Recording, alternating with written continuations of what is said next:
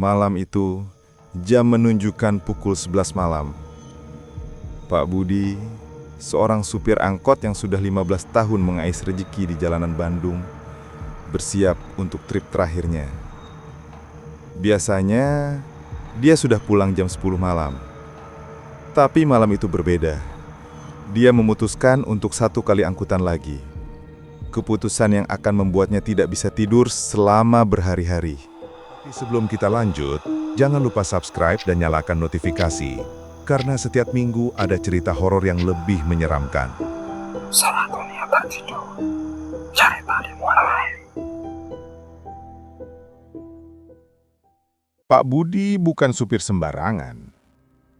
Di Terminal Lewi Panjang, dia terkenal sebagai orang yang disiplin dan pantang pulang sebelum dapat setoran.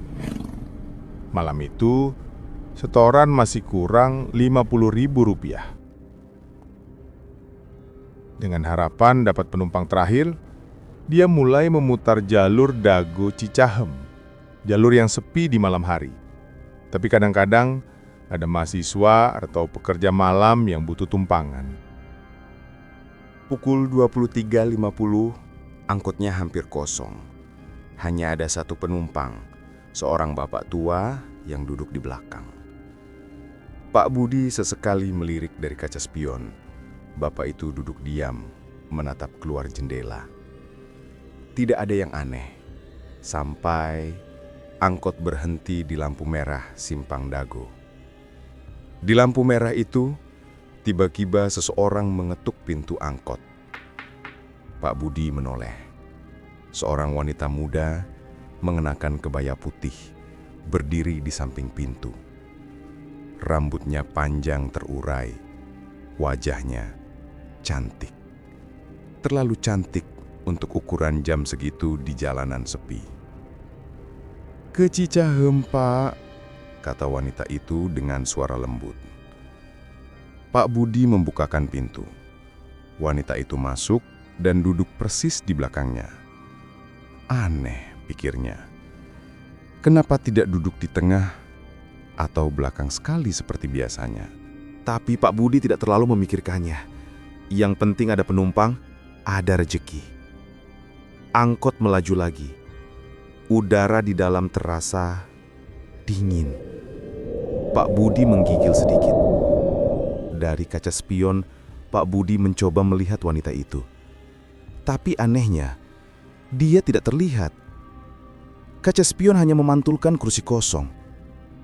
Mungkin sudutnya salah, pikir Pak Budi, mencoba menenangkan diri. Tapi saat dia langsung menoleh ke belakang, wanita itu ada di sana. Duduk diam, tersenyum tipis, menatap lurus ke depan. Bulu kuduk Pak Budi mulai berdiri.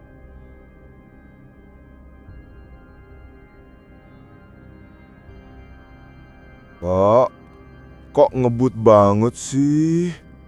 Suara wanita itu tiba-tiba terdengar. Lembut, tapi ada yang tidak beres dengan suaranya. Seperti ada eko, seperti datang dari tempat yang jauh. Pak Budi menelan ludah. Padahal dia hanya jalan 40 km per jam. Pelan sekali untuk ukuran jalanan yang sepi. Maaf Bu, ini sudah pelan kok," jawab Pak Budi terbata. Seketika, wanita itu mendekat. Pak Budi bisa merasakan nafasnya di leher. Dingin, seperti angin dari kulkas. "Pelan, tapi kenapa aku merasa kita terbang?" Pak Budi langsung mengerem mendadak. Angkot berhenti di tengah jalan. Pak Budi menoleh ke belakang dengan cepat. Tidak ada siapa-siapa. Wanita itu hilang. Bu, panggil Pak Budi panik. Penumpang yang lain, bapak tua yang dari tadi diam, tiba-tiba tertawa pelan. "Sudah saya bilang, Pak, jangan ambil penumpang setelah jam 11 malam di Simpang Dago." Pak Budi langsung pucat. "Bapak, lihat dia juga." "Lihat?" Saya bahkan bisa mencium bau kembang melati dari tadi. Itu bukan penumpang biasa, Pak. Itu arwah gentayangan yang mencari tumpangan pulang ke kuburan Cicahem. Pak Budi langsung keluar dari angkot. Dia berlari ke belakang, membuka pintu. Di kursi tempat wanita itu duduk, ada genangan air dan setangkai bunga melati yang sudah layu. Tangannya gemetar. Dia kembali ke depan. Tapi ketika dia masuk dan menoleh, dengan maksud ingin bertanya pada bapak tua itu, bapak tua itu juga sudah tidak ada. Yang tersisa hanya selembar uang kertas di dashboard. Persis Rp50.000, jumlah yang dia butuhkan untuk setoran. Sejak kejadian itu, Pak Budi tidak pernah lagi mengangkut penumpang setelah jam 10 malam. Dia selalu pulang tepat waktu, tidak peduli setoran kurang atau tidak.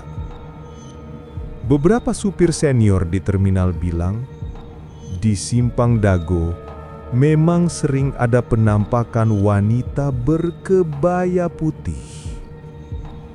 Katanya, dia korban kecelakaan tahun 1990-an yang sampai sekarang masih mencari jalan pulang. Tapi ada yang lebih menyeramkan. Siapa sebenarnya bapak tua yang memberikan peringatan itu? Dan kenapa dia juga menghilang?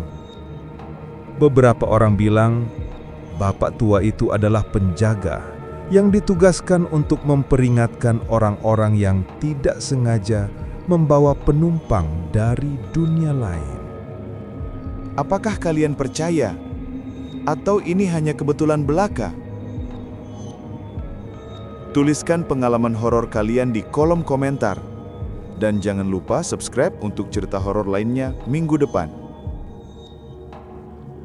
Sampai jumpa di kegelapan.